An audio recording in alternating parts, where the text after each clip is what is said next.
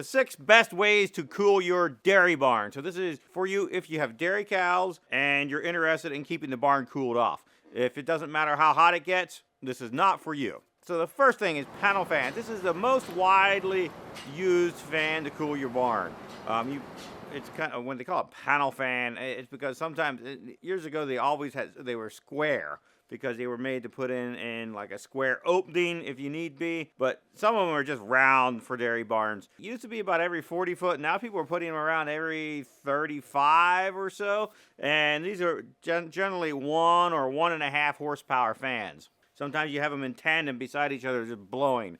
Panel fans are throughout the whole barn, and they're circulating air. They're pushing air through. If you have the whole barn on at one time, it does make the air move through, but not a tremendously high mile per hour exchange. There's air exchange. It's moving quite rapidly over the cows, but it's looping a little bit in a circle. The second thing you can do to cool your barn is have like tunnel fans. And what tunnel fans are, you have a bunch of fans at the end of the barn, and you close the sides off and you suck it through. So that's either tunnel ventilated, or sometimes they call them cross ventilated. It's the same concept. You have fans on the one side, the other 2 sides are closed, and you suck the air through. And you can put baffles in because so this room's pretty tall and your barn's pretty tall, you're sucking the air through. Well, if you just like start closing it off, the air speeds up. So that's why cross vent barns often have baffles in, because they bring it down. That way you don't need as many fans to get the same airspeed, because the air just wants to go through the big open spaces where the cows aren't. Cows don't stand on the roof, they're down on the floor. So the air goes the fastest up at the roof because there's no obstructions.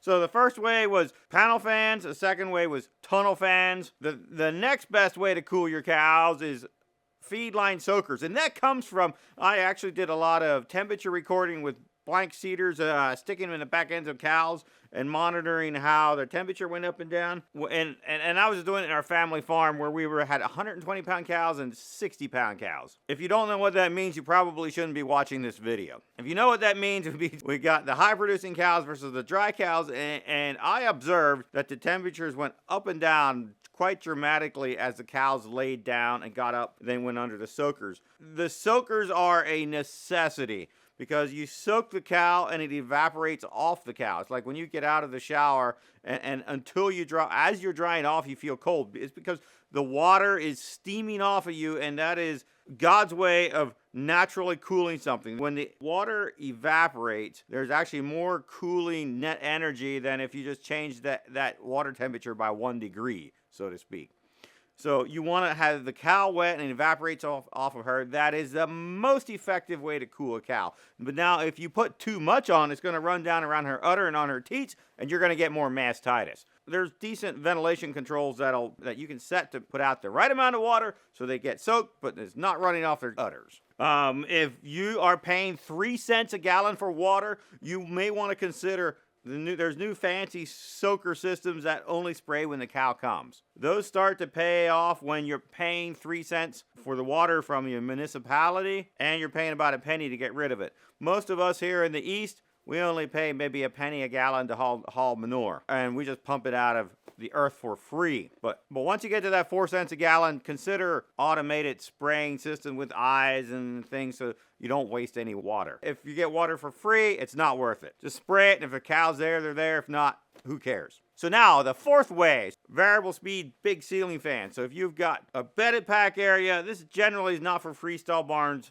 definitely not for tunnel ventilated, but it's a big ceiling fan, like 20 feet in diameter, a couple horsepower, just blowing straight down.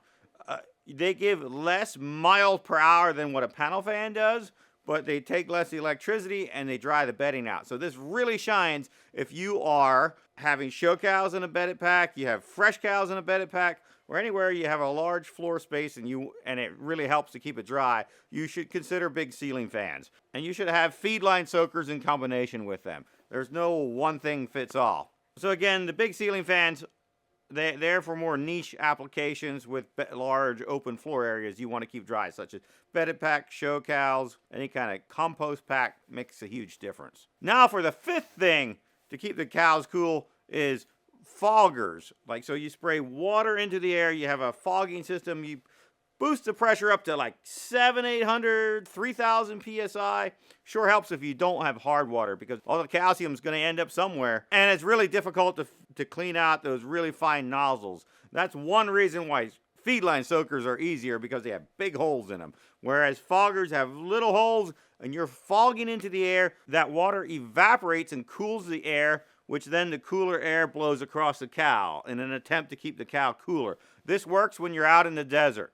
It does not work when you are 85% humidity or higher to begin with. So it's really good for desert application. It's not good for Pennsylvania or Michigan applications. Again, that means you are cooling, you're cooling the air to cool the cow. It is actually somewhat difficult. The reason it works in the desert applications is because the moisture is so low in the air, you can pump gallons and gallons and gallons and bring the air temperature way down. When you're moist to begin with, you bring your maximum humidity up to that 85%, and you hardly added any water. So then the air temperature doesn't drop much, and all you did was make it muggy. But if you're starting at like 10% humidity and you just take it up to 60% humidity, all is well. Go ahead and do it. But again, feedline soakers beat evaporative cooling by a long shot. Soakers are evaporating off the cow. Evaporative cooling or foggers are evaporating in the air to cool the air down to hopefully have the cow cool down. It's not quite as good.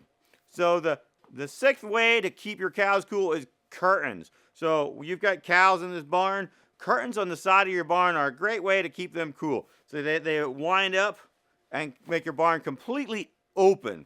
Because before I went over all the fans and moving air through and spraying water on them. But the other thing you've got to do, if you're naturally ventilating or you have inlet curtains, you need like fabric that rolls up out of the way on demand. So if it waits until you get around to opening it, that works if you're around all the time. But if you aren't around all the time, you really want motorized curtains to wind up and get up out of the way. I've spent the last 20 years of my life working on them, and it's really neat to have them just moving automatically. The best ones will look at what the temperature is happening in the rest of the barn and adjust it. And if it's a naturally ventilated barn, have them adjust with the wind and the rain, so that you have the ones towards the rain closing and the other side just stay open, because you don't want it stuffy. The biggest thing with curtains is keeping the barn fresh and cool, and you can't do that if they're all shut up whenever it's got a little bit of inclement weather. My name is Kevin Hoover. I've built over 30,000 controllers in the last 20 years. And my next project, I really could use your help, as I'm writing a book with all the different ways to ventilate your barn and knowing what temperature settings to put things at. I'm basing this off of my own experience on my dad's farm and doing temperature logging on the cows and seeing how they actually responded. But yet it'd be really helpful to have feedback from other people knowing what they wanted, because if you've got a robot barn, often the requirement is it can't go below freezing in the barn. I'm really looking for the way people talk and think about that, because I'm trying to make this a really easy way to understand the different thinking that goes on in the warm barns versus the cold barns. And also any way to keep the cows cool. So I would appreciate any feedback you could leave or get in contact with us. And I would love to hear your story and how you think about dairy barn ventilation. The easiest way to get a hold of us is send me an email at autoventllc@gmail.com. That's not a fancy URL, but we don't get a lot of spam on it. And again, it's autoventllc@gmail.com. We also did a calf barn versus calf hutch video.